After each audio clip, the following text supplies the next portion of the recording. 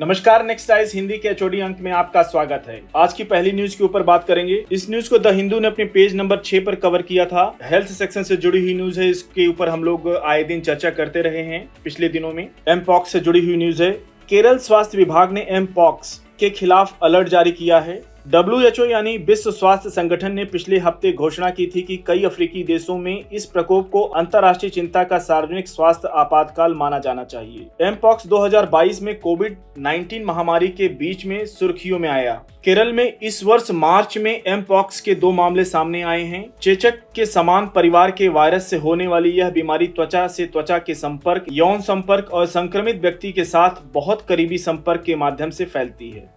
Next news की ओर बढ़ेंगे हम लोग। देखिए, इस न्यूज को नवभारत ने अपने संपादकीय पृष्ठ पर कवर किया था। अब जैसा कि आप जानते हैं, कल भारत बंद का आह्वान किया गया था विपक्षी दलों के द्वारा। मुद्दा यह था कि सुप्रीम कोर्ट का SC/ST में उपवर्ग बनाने का फैसला सही है, लेकिन सरकार पलट सकती है इसे। आरक्षण में सब कोटा का क्या है भविष्य? इस आरक्षण से जुड़ा हुआ प्रश्न आप में UPSC मेंस में क्वेश्चन पूछा जा सकता है आपसे, तो तैयार रहिएगा इस टॉपिक को। चाहे ऐसे के लिए पूछा जा सकता है या फिर पेपर 2 GS पेपर 2 के अंतर्गत पूछा जा सकता है।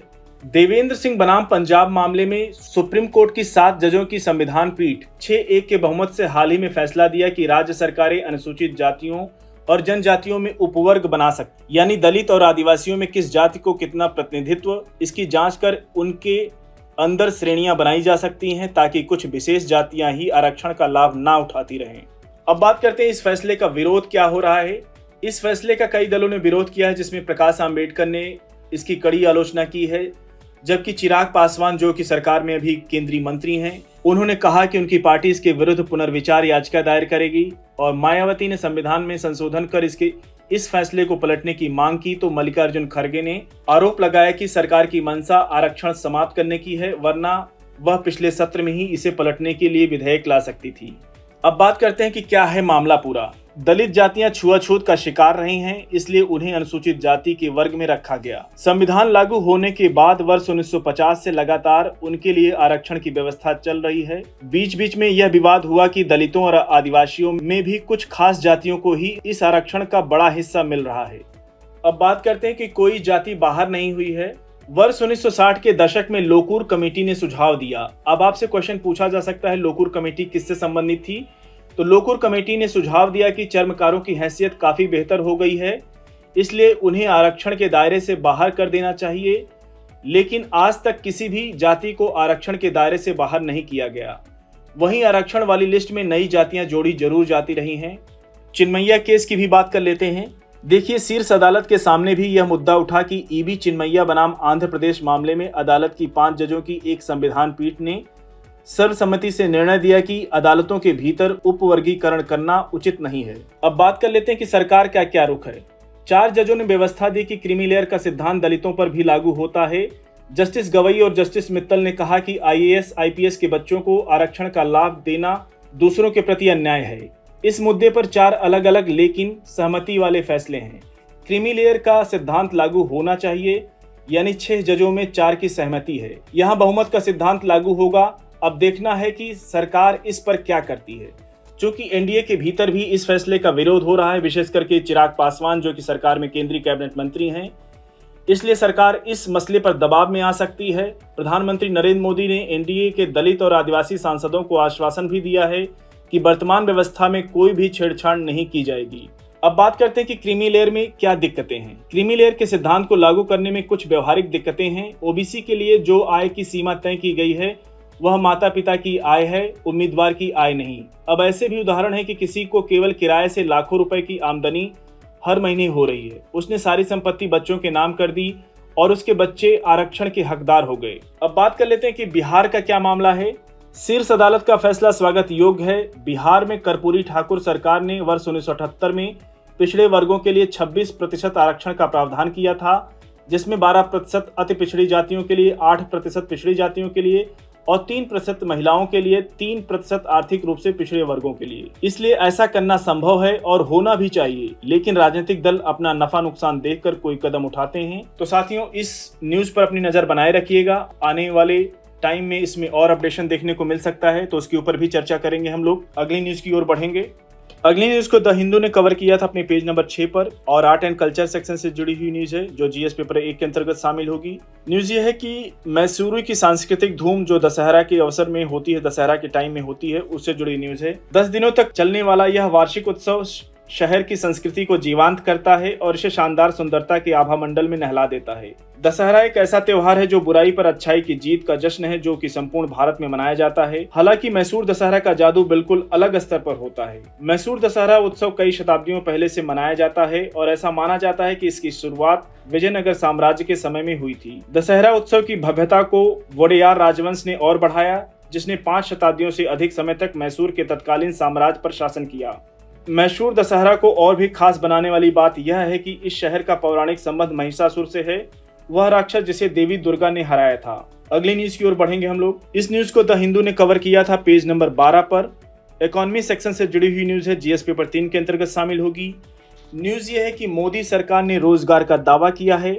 हाल ही में प्रधानमंत्री नरेंद्र मोदी ने दावा किया कि भारत में पिछले 3 से 4 वर्षों में 8 करोड़ नई नौकरियां सृजित की हैं। प्रधानमंत्री आरबीआई द्वारा होस्ट किए गए भारत के LEMS के डेटाबेस से डेटा का उपयोग कर रहे थे।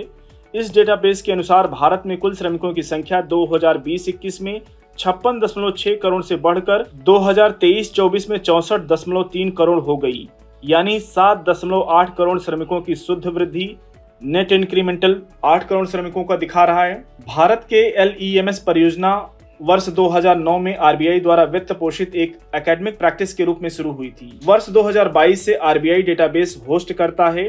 KLEMS का अर्थ है, K का मतलब K से कैपिटल यहाँ पे डिनोट किया गया है, L से लेबर, E से एनर्जी, M से मटेरियल यानी सामग्री, S से सर्विस यानी सेवा। यह उद्योग स्तरीय कुल कारक उत्पादकता यानी टोटल फैक्टर प्रोडक्टिविटी को मापने के लिए उपयोग किया जाने वाला एक ढांचा है, जिसे मेन स्ट्रीम के इकोनॉमिस्ट यानी मुख्य धारा के अर्थशास्त्री द्वारा आउटपुट की एक इकाई का उत्पादन करने के लिए सभी इनपुट की दक्षता के उपाय के रूप में माना जाता है। एम्प्लॉयमेंट क्रिएशन से जुड़े हुए क्वेश्चन अगर आपसे यूपीएससी मेंस पूछता है तो वहां पे आप इससे जुड़े हुए डेटा को आप कोट कर सकते हैं, क्योंकि सरकार का डेटा है।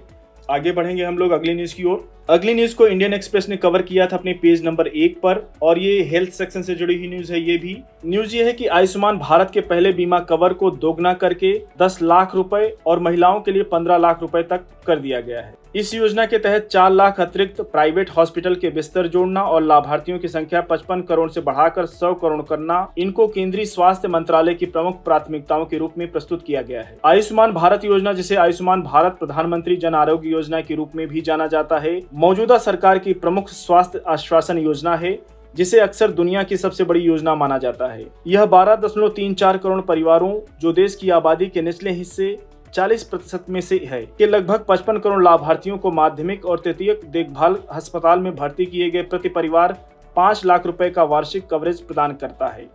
अगली न्यूज की ओर बढ़ेंगे हम लोग। इस न्यूज को पीआईबी ने कवर किया था और IR सेक्शन से जुड़ी हुई न्यूज है, जीएस पेपर 2 के अंतर्गत शामिल होगी।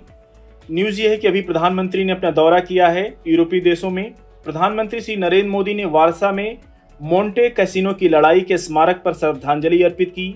यह स्मारक पोलैंड, भारत और अन्य देशों के सैनिकों के बलिदान एवं वीरता का स्मरण कराता है, जिन्होंने द्वितीय विश्व युद्ध के दौरान इटली में मोंटे कैसीनो की प्रसिद्ध लड़ाई में एक दूसरे के साथ मिलकर लड़ी थी। अब देखिए आपके लिए इंपॉर्टेंट क्या हो सकता है, पूछ सकता है क्वेश्चन द्वितीय विश्व युद्ध से जुड़ा हुआ। तो द्वितीय विश्व युद्ध 1 सितंबर 1939 को जर्मनी के पोलैंड पर आक्रमण के साथ प्रारंभ हुआ था, जो कि वर्ष 1945 में समाप्त हुआ। और विंस्टन चर्चिल द्वितीय विश्व युद्ध के दौरान यानी 1939 से लेकर 1945 तक चला युद्ध, उसके दौरान ब्रिटेन के प्रधानमंत्री थे। इनका कार्यकाल वर्ष 1940 से 45 तक था। और आप मॉडर्न हिस्ट्री में इससे जुड़ा हुआ फैक्ट आप लोग तैयार कर लीजिएगा। जब लॉर्ड लेनलिथगो ने 17 अक्टूबर 1939 को भारत को जर्मनी के विरुद्ध युद्धग्रस्त घोषित कर दिया, तो भारतीय विधानमंडलों की सहमति के बिना युद्ध घोषित करने के कारण सभी प्रांतों में कांग्रेस मंत्रिमंडलों ने त्याग पत्र दे दिया। तो ये सारे फैक्ट को आप लोग रिवाइज कर लीजिएगा।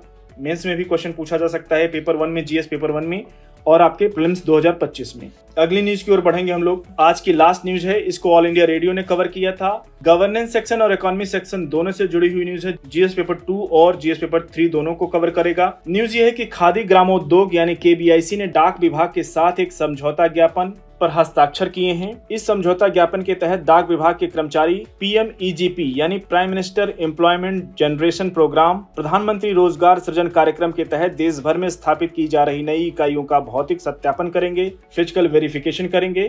KBIC भौतिक सत्यापन प्रक्रिया के लिए कर्मचारियों को प्रशिक्षित भी करेगा।